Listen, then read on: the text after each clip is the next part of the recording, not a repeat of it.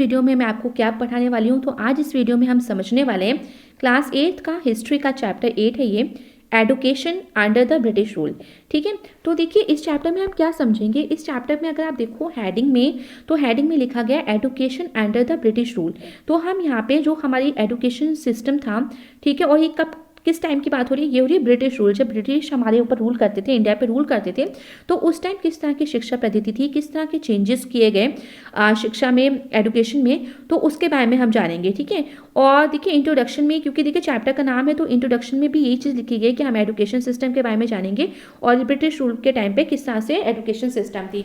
और एक चीज़ और याद रखिए, देखिए हम इसको चैप्टर को पूरा नोट्स के हेल्प से समझेंगे और एक वीडियो में ही आपका पूरा चैप्टर जो है वो कंप्लीट हो जाएगा। और जितनी भी इंपॉर्टेंट हेडिंग्स हैं वो मैंने कैपिटल लेटर्स में मेंशन करी हैं, और जितने भी इंपॉर्टेंट इसके अंदर जो भी पॉइंट्स हैं, जो भी आप कह सकते हैं सब हेडिंग्स हैं, वो सब मेंशन है यहाँ पे, इवन हाईलाइटेड भी हैं, जिससे आपको इजीली पूरा चैप्टर जो है आराम से आपको समझ में आ जाएगा।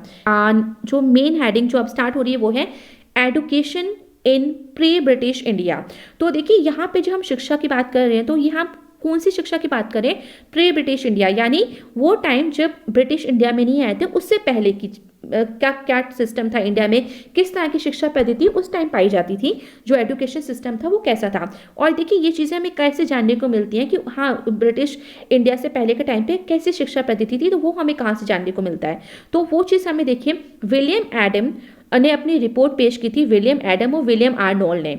ठीक है, तो विलियम एडम ने स्कूल्स में ये टूर किया था, और ये कहाँ कहाँ के स्कूल की बात हो रही है, ये हो रही है बंगाल और बिहार। तो विलियम एडम बंगाल और बिहार के नेटिव स्कूल, यानी नेटिव मतलब वहीं के खुद के स्कूल जो थे बंगाल बिहार के, जो किसी और ने स्टार्ट नहीं किए थे, बंगाल बिहार के लोगों ने ही स्टार्ट किए थे। तो उन स्कूलों में जब ये घूमने गए थे तो उन्होंने देखा, जो भी चीज़ें देखी उसकी रिपोर्ट पेश की। इसी तरह से विलियम आर्नोल्ड ने जब पंजाब के स्कूल को विजिट किया, तो उन्होंने जो भी वैल्यूएबल इंफॉर्मेशन जो भी वहाँ पे देखा related to education system pre British India, यानी जब ब्रिटिशर्स नहीं आए थे तो उससे पहले जो भी जिस तरह का सिस्टम था उसके बारे में अपनी रिपोर्ट पेश की। तो उस रिपोर्ट में जो चीज़ें थी वो हमें जानने को मिलती हैं, वो क्या चीज़ें थी। और देखिए हाईलाइटेड वर्ड्स को ध्यान रखिएगा, क्योंकि यहीं से क्वेश्चन बनते हैं। ठीक है, और जब क्वेश्चन आएगा तो आप ये सारी चीज़ों को लिखोगे, तो इस चीज़ को ध्यान रखिएगा। और देखिए चिल्ड्रन जो थे, बच्चे जो थे, वो प्राइवेट एजुकेशन घर पे भी लेते थे, यानी घर पे भी उनके लिए मास्टर आते थे, जैसे ट्यूटर आज के टाइम पे आते हैं घर पे, होम ट्यूशन। उसी तरह से उस टाइम जो अमीर घराने के लोग थे तो वो अपने बच्चों को घर में ही शिक्षा देते थे, मास्टर को हायर करते थे, सैलरी देते थे, और उनको घर पे ही बुला के पढ़ा लिया करते थे, बच्चों को स्कूल नहीं भेजते थे। तो ये सिस्टम भी था। इसके अलावा देखिए पब्लिक एजुकेशन भी था, यानी जो लोग अफोर्ड नहीं कर सकते तो वो पब्लिक एजुकेशन सिस्टम का इस्तेमाल करते थे, और वो अपने बच्चों को पाठशालाओं में भेजते थे। जैसे आज स्कूल्स होते हैं ना, तो आज तो देखिए स्कूल और प्राइवेट एजुकेशन दोनों चीज़ें चलती हैं, बट उस टाइम देखिए प्राइवेट एजुकेशन भी थी और पब्लिक एजुकेशन थी, दोनों ही। बट क्या होता था कि लोग कितना अफोर्ड कर सकते हैं, तो उस हिसाब से वो अपने बच्चों को पढ़ाते थे, भेजते थे। तो पब्लिक एजुकेशन सिस्टम के हिसाब से स्कूल्स होते थे, जिन्हें पाठशालाएं कहती थी, वहाँ भेजा जाता था, अपने बच्चों को भेजते थे लोग। 1830s में देखिए जो विलियम एडम ने टूर किए थे स्कूल्स, जैसे मैंने आपको पहले लाइन में ये चीज़ बोल दी थी, तो ये डिस्ट्रिक्ट जो भी बंगाल की डिस्ट्रिक्ट थी और बिहार के एरिया थे, वहाँ पे इन्होंने टूर किया था, और वहाँ पे उन्हें इस तरह की 1 लाख पाठशालाएं मिली।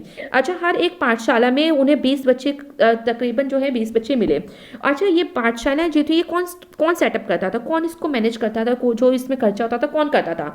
तो ये जो पाठशालाएं थी, जो वहाँ के वेल्दी मर्चेंट्स होते थे, ठीक है, जो बंगाल बिहार के जो वेल्दी संपन्न लोग होते थे, वो इनको चलाते थे, सैलरी देते थे मास्टर्स की।